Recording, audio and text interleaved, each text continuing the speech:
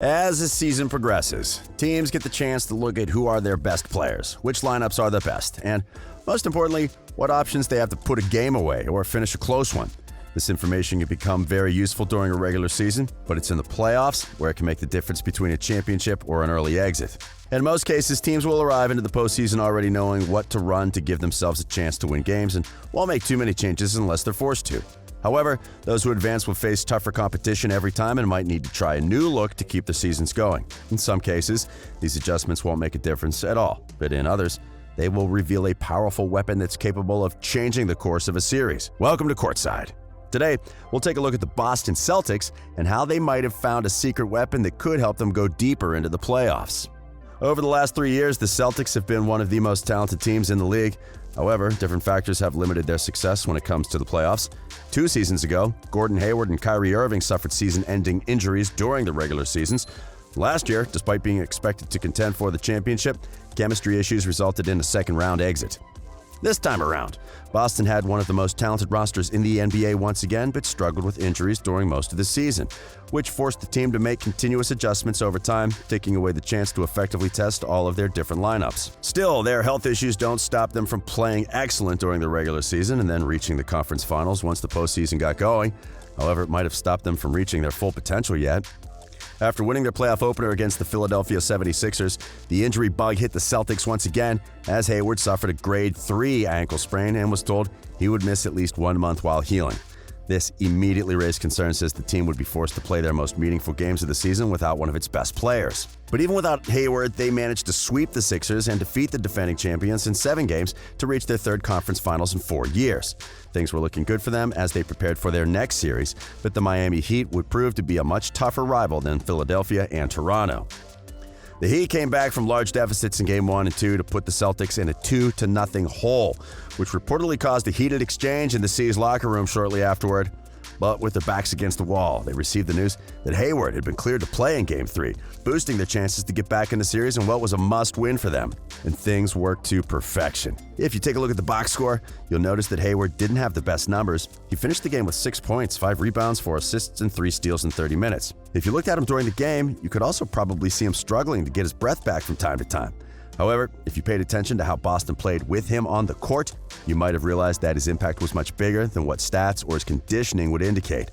While not the best player on the team, Hayward is arguably the most versatile given that he can score from anywhere, play defense, and most importantly, create space and make plays for his teammates.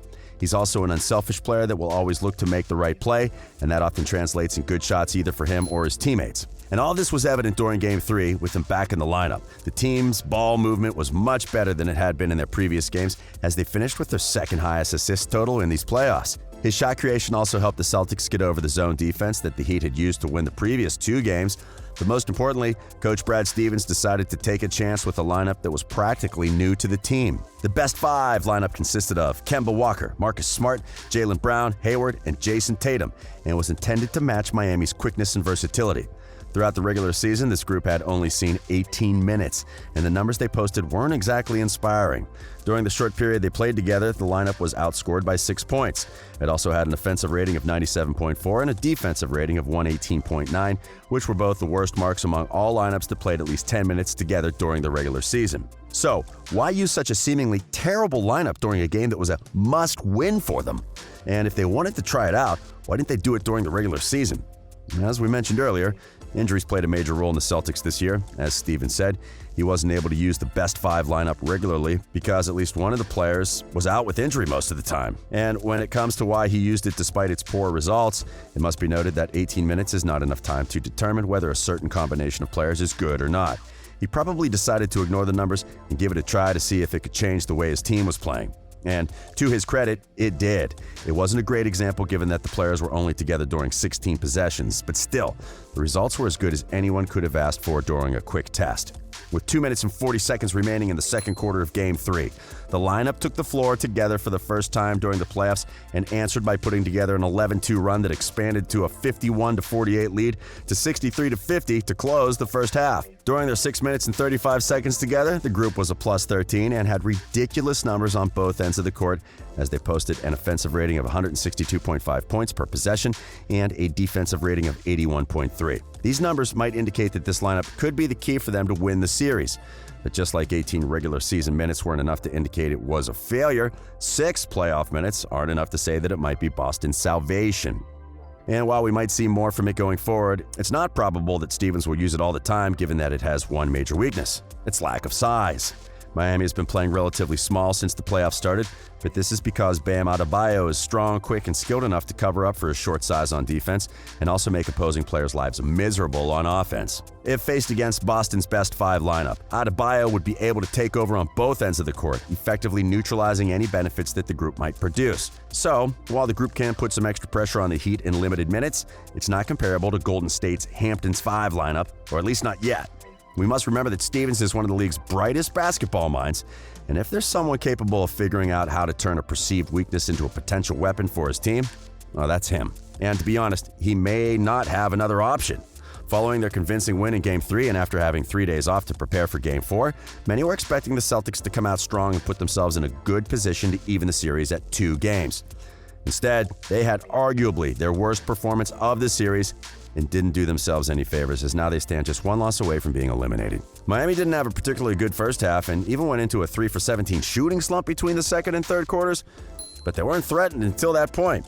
Somehow, Boston managed to play even worse by committing 11 turnovers in the first half and shooting 8 for 20 in both the first and second quarters. Tatum didn't make things easier for his team with his scoreless first half. However, he made up for it by scoring 28 points in the second and helped them take a 1-point lead in the fourth quarter before they essentially gave the game away to the Heat. Despite their effort to get in front, the Celtics continued to play carelessly and had 5 turnovers during the first 5 minutes of the fourth quarter, which helped Miami regain control of the game and go into a 23-13 run.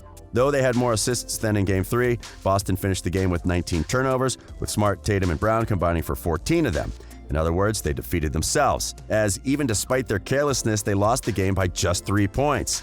Miami also had a rough offensive game, but Tyler Herro's explosion and their defensive adjustments, along with their calmness and never-give-up mentality, helped them stay in control for most of the game and withstand Boston's comeback. Therefore, the C's best option going into Game 5 might be to rely a little bit more on Hayward and their best 5 unit to avoid the Heat's defense. Gordon might not yet be physically ready to carry the load of handling the team's offense, but he shouldn't need to do it either.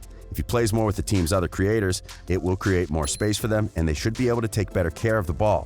Stevens will have the responsibility of coming with a defensive scheme that's able to neutralize Adebayo as well as Miami's guards as much as possible. And while we know that it's a lot easier said than done, the Celtics are about to come up just short of the NBA Finals for the 3rd time with him in charge. So, if there's any crazy idea he may have that could help them get back in the series, well, now's the time to try it out. All in all, Boston has many talented and versatile players that could each be another team's secret weapon if given the chance. But as a team, the chance of overcoming a great team like Miami will rely on whether they're capable of using each of their assets to the best of their abilities. Won't be an easy task at all, but with Hayward back, Stevens has a chance to use all his players and look for a combination that can help get them over the hump. If he's able to take his team out of a 3-1 hole, his legacy as one of the brightest coaches in the modern NBA will continue to grow. Otherwise, Boston might need to make some moves during the offseason once again. But now, what do you think about the Celtics' chance to make a comeback? Do they have what it takes to do it, or will Miami be too much for them to overcome? Let us know in the comments. We hope you've enjoyed this video, and if you did, remember to give it a like and subscribe to our channel for more NBA content. We are Courtside.